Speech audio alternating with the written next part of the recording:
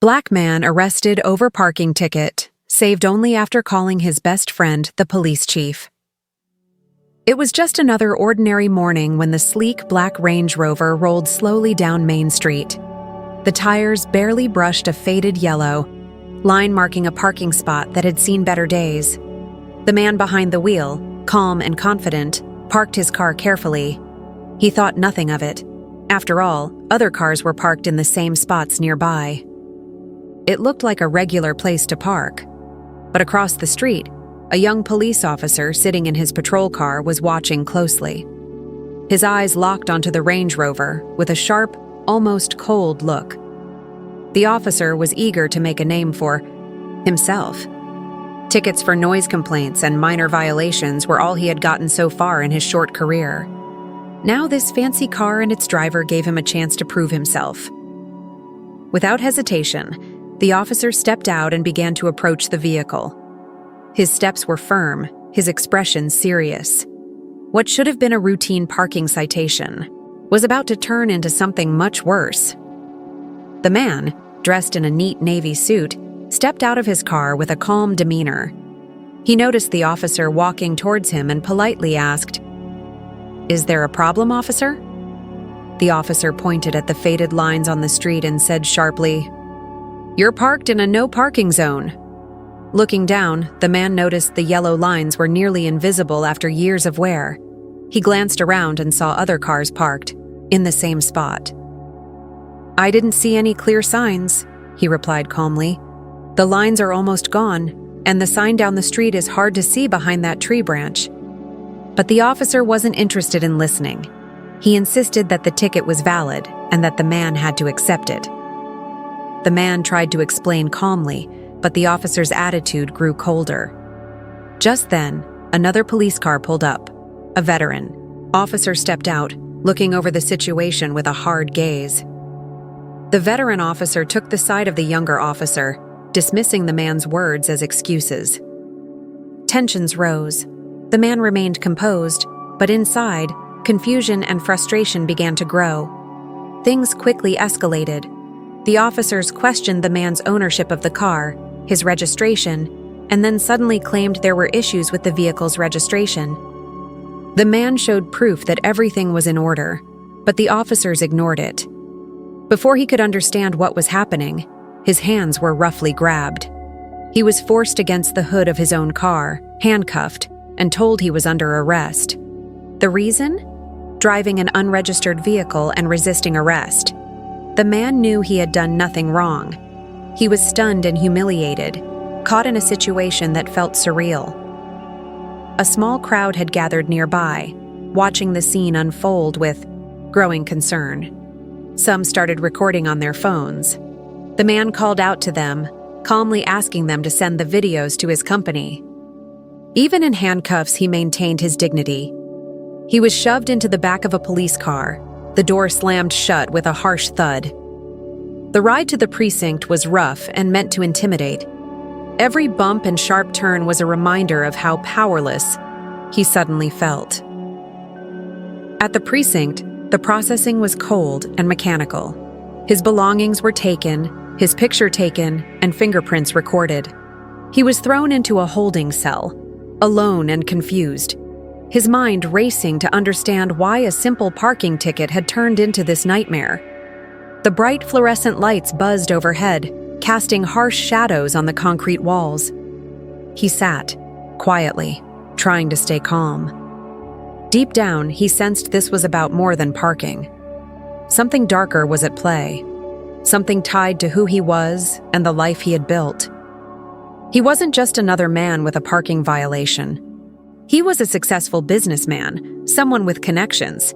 He had friends in high places. And that, it seemed, was exactly why he was being targeted so harshly. The city had a history where people like him weren't treated equally. A system where rules were bent and broken to keep power in the hands of a few. Today, he had become a symbol of that struggle. His thoughts were interrupted by footsteps approaching the cell. He looked up, steeling himself for whatever was next. This was no ordinary arrest. It was a message. And the fight was just beginning. The poor holding cell was cold and silent, except for the occasional distant sound of officers moving about the precinct. The man sat on the hard bench, his hands still aching from the cuffs that had finally been removed. He took a deep breath, trying to steady his racing heart. Then, from the corner of the cell, a voice broke the silence. "Parking ticket, huh?" said a man sitting hunched on the other bench. His clothes were worn, and his eyes tired but sharp. He looked at the man with a knowing expression. The man nodded, still feeling the sting of the morning's events. "Yeah, but it turned into something way worse. I don't get it. Why did they treat me like a criminal?" The cellmate chuckled, though it wasn't a joyful sound. "Welcome to the city, friend. It's not just about parking tickets here. They got a way of picking and choosing who gets the easy pass and who gets the heavy hand." The man frowned. "But I'm just trying to run my business, provide for my family. What could I have done to deserve this?" The cellmate leaned forward, lowering his voice. "It ain't personal, it's strategic. You see, some folks up top don't like successful black men owning their own space. They don't want people like us building empires in their neighborhoods. So they use the law, or what they call law, to push us down. Harassment, false charges, intimidation, it's all part of a plan to scare us off." The man listened carefully, the pieces slowly clicking together. "You mean this isn't random? This is happening to others too?" The cellmate nodded solemnly. "Yeah, and worse. It's not just about the streets or parking spots. It's about control. They want to squeeze us out, make room for their own projects and friends. You just happen to get caught in their crossfire." A wave of anger and helplessness washed over the man. All his life, he'd worked hard to build his tech company from the ground up. He had poured every ounce of energy into making a difference in his community. And now, it felt like the system was fighting against him. But amid the despair, a small spark of hope flickered. "I'm not alone then," he said quietly. "No. You've got connections. You've got friends who care. That chief of police you called? He's the one who might actually stand up to them. Not many can say that." The man's thoughts turned to that call. It was a gamble, reaching out to someone in power. But it was a lifeline, a chance to break through the wall of corruption and silence. He thought back to their childhood, growing up in the same tough neighborhood, dreaming of better futures. His friend had chosen the path of law enforcement, climbing the ranks with integrity. Maybe, just maybe, he could make a difference now.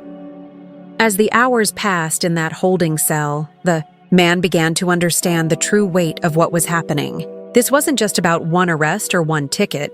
It was about a battle between those who abuse power and those who fight for justice, between fear and courage. Outside, footsteps echoed closer. The door clanged open, and a familiar face appeared. The police chief himself. His expression was serious, his presence commanding. He walked in and locked eyes with the man. "You did the right thing calling me," the chief said quietly. "I'm here to get you out." Relief and gratitude swelled inside the man. For the first time since the ordeal began, he felt a shift. Maybe justice wasn't just a distant hope, but something he could fight for. The chief leaned in, his voice low but firm. "This goes deeper than a parking ticket. There are people in this department who think they're above the law, but not while I'm here." The man nodded, feeling the weight of the battle ahead, but also the strength of friendship and loyalty. As they left the cell together, the man glanced back at his cellmate, silently promising he wouldn't forget those still caught in the system's grip. This was just the beginning of a fight that was bigger than him, bigger than any one person. Outside the precinct, the city moved on, unaware of the storm brewing inside. But for the man and his friend, the chief, the fight for justice had already begun. The air inside the precinct had shifted the moment the police chief walked in. His presence was unmistakable, calm but powerful, like a storm ready to break. Officers stopped their conversations mid-sentence, and even the clacking of keyboards seemed to quiet down.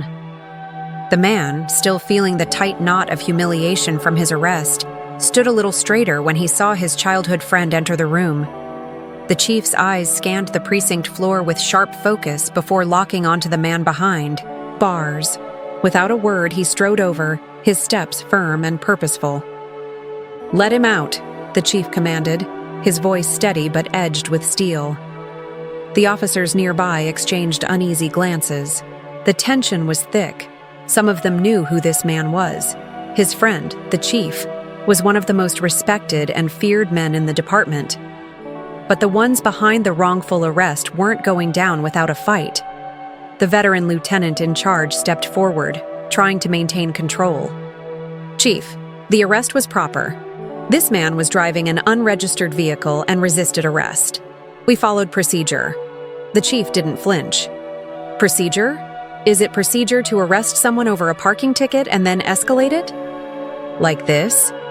You think this man is a criminal? He's a pillar of the community." The lieutenant's jaw tightened, but he held his ground. "Orders, Chief. We did what we were told." The chief's gaze hardened. "Whose orders?" Before anyone could answer, a murmur rippled through the precinct. Officers leaned in, exchanging whispers. It was clear this wasn't just about a parking ticket anymore. The chief's arrival was a direct challenge to the hidden power within the department. He turned to the man, unlocking the cell door. "You don't belong here." The man stepped out, rubbing his sore wrists. He glanced at the officers watching him, some with suspicion, others with something closer to respect. As they walked together toward the chief's office, the man whispered, "Thank you. I didn't know who else to call." The chief gave a brief smile, but his eyes were serious. "You did the right thing, but this is bigger than you or me. There's a lot of rot in this department, people who use their badges to protect their own interests, not to serve justice." In the quiet of the chief's office, away from the eyes and ears of the precinct, they began to lay out what had happened. The chief listened carefully as the man recounted the confrontation with the officers, the false accusations, the rough treatment. "This isn't the first time something like this has happened," the man said. "It feels like they were looking for a reason to target me." The chief nodded slowly. "They've been targeting successful black business owners for years. It's part of a system designed to intimidate and control.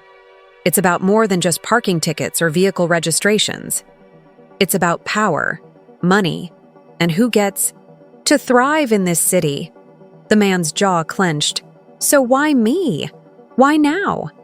"Because you have something they don't want you to have. A voice, influence, connections. You're a threat to their plans," the chief explained. "And they're willing to go to great lengths to silence that threat." The weight of those words settled heavily in the room. They both understood the risks ahead. The man wasn't just fighting for his own freedom anymore. He was standing at the front line of a battle against a corrupt system. The chief leaned forward. "We're going to need allies, people inside the department who still believe in justice, and we're going to need proof. Hard evidence that we can't ignore." The man nodded, feeling a mix of fear and determination. "I'm ready. I can't let this go on. For me, for my family, for everyone else who's been hurt." Outside the office, the precinct buzzed with quiet unease. The chief's intervention had shaken the foundations. Some officers whispered warnings. Others plotted their next moves. The corrupt network that had operated in the shadows now faced a spotlight. But the chief and the man knew this was just the beginning. The fight for justice was going to be long and dangerous.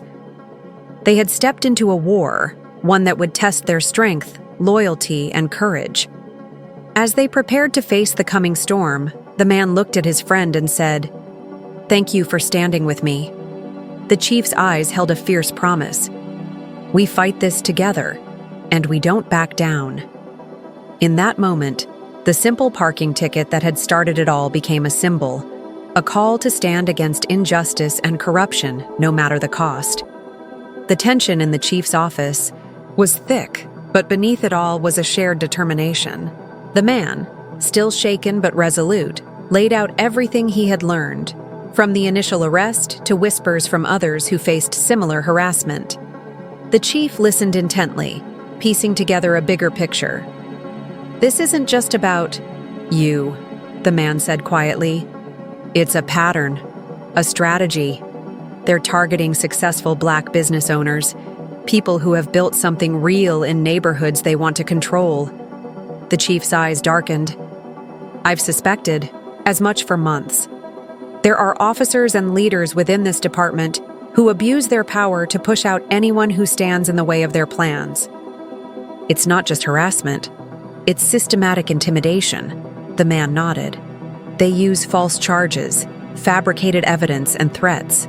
It's a coordinated effort to make us pay, either through money, silence, or forcing us to leave the Cree." Chief leaned back, running a hand over his face. "And the ones behind it? Who's pulling the strings?" The man's voice lowered. "The deputy commissioner. He's been quietly running an operation inside the precinct, controlling officers, like puppets to do his dirty work." The chief's jaw tightened. That explains the lieutenant and officers at the scene. They weren't just following orders. They were protecting their boss's interests. The man looked down, feeling the weight of it all. "I never imagined the corruption ran this deep. But now I see it's everywhere, and it's protected by politics and money." The chief nodded gravely. "Exactly. This isn't just a local issue. It ties into real estate development, urban renewal projects, and the people who stand to profit when neighborhoods are cleared out." The man's eyes widened. "So this community improvement they talk about, it's just a cover for pushing people out and lining pockets?" "Unfortunately, yes," the chief confirmed. "They use the police department as a tool for gentrification, targeting those who can't or won't move." The man clenched his fists. "And they do it with no fear of consequences because they have allies everywhere. In government, courts, even the media." The chief's gaze hardened. "But we're going to change that. I've been quietly gathering evidence, tracking their moves. We have some allies inside the department, officers who hate what's happening and want to help." The man felt a flicker of hope. "What do we need to do?" "We need to build a case that's airtight," the chief said. "Hard evidence, recordings, documents, witness statements, something no one can ignore." The man nodded slowly. "And we need to protect those who come forward, because I'm sure they'll be targets." The chief's expression turned serious. "Exactly. It's dangerous to stand up to them. People have lost their jobs, their reputations, even their safety." The man swallowed hard. "I'm ready. For my family, for everyone who's been hurt." The chief stood up and paced the room. "We start by gathering everything we can. I have officers quietly collecting body cam footage, internal reports, and anything that points to the truth." The man looked out the window, the city sprawling beneath them. "It's going to be a long fight." The chief turned back. "Yes, but it's one we have to win." Outside, the precinct buzzed with uncertainty. The deputy commissioner was already making moves to protect his operation. Quiet orders were being whispered, surveillance on potential whistleblowers increased, and the pressure on those who dared to speak grew heavier. Back in the chief's office, plans were being drawn. They would need lawyers, media allies, and a way to expose the corruption without putting everyone at risk. The man thought about his own business, his family, and the friends who depended on him. The stakes had never been higher. As the chief and the man prepared to take their first steps, a silent message hung in the air. This was no longer just about one wrongful arrest. It was about fighting a system built on abuse and silence, and for the first time, they weren't alone. As the fight against the corruption deepened, the man's world began to darken in ways he hadn't expected. It wasn't just about courtrooms or paperwork anymore. It had become personal. The shadow of retaliation loomed large over everything he loved: his family, his business, even his own safety. Not long after the chief and the man started gathering evidence, the first warnings came. His office was vandalized late one night. Furniture overturned, computer screens smashed, and, on the walls, spray-painted threats that sent a clear message: know your place. When he arrived that morning, the scene hit him like a punch to the gut. This wasn't random. This was meant to scare him, to remind him that some battles came with a heavy price. His wife found him in the wreckage, eyes filled with fear but burning with determination. "We can't back down now," she said firmly. "Not after everything." But the threats didn't stop at property damage. Whistleblowers inside the police department began to face their own dangers. One young officer who had quietly shared, critical evidence was found beaten badly in a parking garage. The attack was brutal, a warning to anyone who might consider speaking out. The man's heart ached as he heard the news. He knew the risks, but seeing someone pay such a high price made the fight feel even more urgent. His business wasn't spared either. Financial audits were launched on thin pretenses. Clients received nervous calls questioning his company's reputation. Contracts he had worked years to build were suddenly on shaky ground. It was clear. The corrupt network was using every tool. They had to squeeze him out. Yet, amidst the fear and uncertainty, allies began to emerge. A courageous reporter reached out, offering to shine a light on the story. Her articles brought public attention to the corruption, sparking outrage and forcing officials to take notice. Legal experts joined the cause, ready to take the battle to court. They helped protect witnesses, file complaints, and challenge the false charges piled against the man. But even as the walls closed in, the man refused to be broken. He knew this was about more than just himself. It was about standing up for everyone who had been silenced by the system. Every attack, every threat, only strengthened his resolve. One evening, as he sat with the chief and his wife, the weight of the fight settled heavily in the room. "They want us to be afraid," he said quietly. "But fear won't win. Not this time." The chief nodded, eyes steely. "We're up against powerful forces. This is about money, politics, and power. But the truth has a way of coming out. They planned carefully, knowing the next moves could determine everything. Security was tightened around the man and his family. Trusted officers watched their home. Every meeting, every step forward was measured and cautious. But the stakes only grew higher. The corrupt network wasn't just pushing back, they were escalating. There were whispers of legal attacks, smear campaigns, even attempts to freeze the man's company accounts. Despite it all, the man stood firm. The parking ticket that had seemed like a small problem had become a battle for justice, dignity, and the future of his community. And as the city around them buzzed with its usual rhythm, a quiet revolution was underway, one fueled by courage, friendship, and the refusal to accept injustice. The day of the grand jury hearing arrived with a heavy sense of anticipation. The courtroom was filled with a mix of nervous faces, reporters, and legal teams. For the man, this wasn't just about clearing his name, it was about shining a light on a system that had abused so many. As the proceedings began, the atmosphere was tense. The prosecution laid out the case clearly, exposing the widespread corruption within the police department. They spoke of a targeted campaign against successful Black business owners, a campaign orchestrated by those meant to uphold the law. The first witness took the stand, a former administrative assistant who had bravely stepped forward with documents and records. Her testimony was detailed and compelling, painting a picture of how the deputy commissioner used his position to manipulate officers and cover up misconduct. But as strong as her evidence was, the courtroom still needed a human face, someone who had lived through the injustice firsthand. That's when the man was called to testify. He walked to the stand with quiet confidence, aware of every eye on him. He spoke simply but powerfully, recounting the morning of the parking ticket that spiraled into an arrest, the harassment, the false accusations, and the threats. "I was targeted not because of anything I did wrong, but because of who I am," he said, voice steady. "Because I built something in a community that some people want to take away." The jury listened closely as he described the toll it had taken on his life, the fear, the anger, but most of all, the determination not to be silenced. The defense. Attorney, slick and sharp, tried to discredit him. He questioned the man's connection to the chief of police, suggesting favoritism. He brought up the legal troubles manufactured against the man, trying to paint him as dishonest. But each attack was met with calm, truthful answers. The man stood his ground, refusing to let their words break his spirit.